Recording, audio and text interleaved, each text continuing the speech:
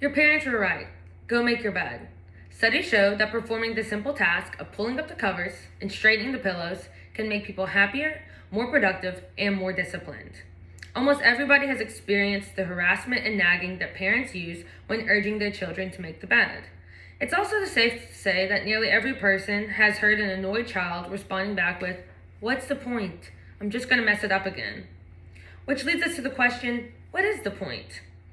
How can taking the 3 to 4 minutes required to make the bed influence a person's day, career, and personality?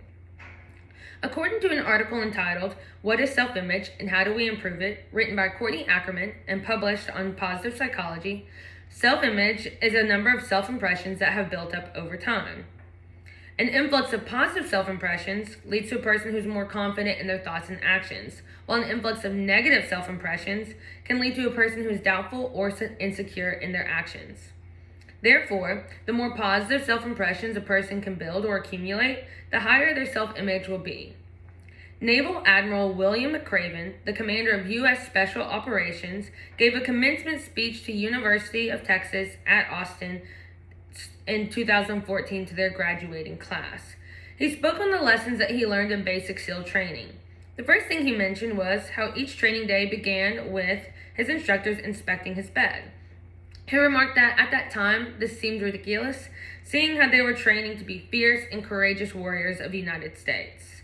So why were they spending so much time on this domestic task? He then explains how he carried this wisdom throughout his entire life. To quote him, "If you make your bed every morning, you will accomplish the first task of the day.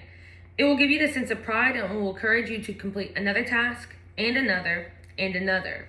While there isn't much research specifically studying the effects of making your bed, there is a solid body of evidence showing a clear link between living and working in an organized, clutter-free environment and having improved goal-setting skills, productivity, and lower levels of stress. In essence, the assumption is tidy house equals tidy mind. According to the research article entitled "Tidying Up, Good for the Aging Brain," written by Dr. Jean Sorel and published on Helio, Journal of Psychosocial Nursing, on March 16, 2020, clutter and messiness impairs information processing. This finding becomes relevant if we make the assumption that those who live in a cluttered home are less likely to make their bed. The same article mentions that living in a tidy environment often improves or retains brain function and enhances general quality of life.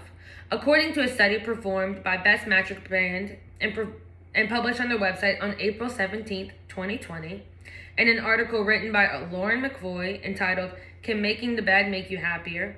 Out of 1,000 people that they surveyed, 74% of bedmakers reported that they felt more accomplished at the end of their day, while only 50% of non-bedmakers reported that they felt accomplished at the end of their day.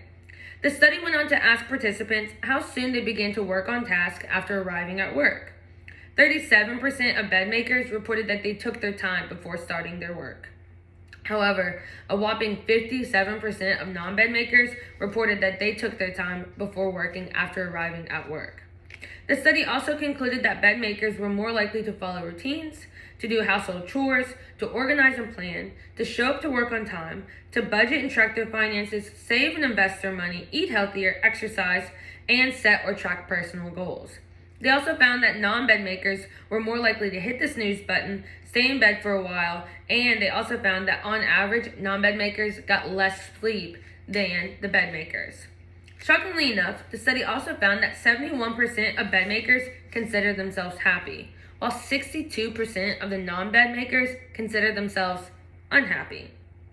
Now, obviously these studies show correlation and not causation, meaning that the act of not making your bed most likely may not be the reason why these participants are not happy, but according to an article entitled "Psychology Behind Messy Rooms," written and published by Alpine Maids on February 23, 2021, people who suffer from depression and or anxiety may be more likely to accumulate mess in their homes, as people who suffer from depression may feel less motivated to perform simple daily tasks. The article then states that creating an easy routine, such as making your bed, and or cleaning a person's space can be the first step in overcoming depression and can even springboard somebody who is depressed into making progress. So to answer the question, why bother making the bed? Taking the time to make the bed shifts a person's perspective from taking shortcuts and being lazy into setting an intention to make small efforts and to acknowledge that these small efforts may have a large lasting impact.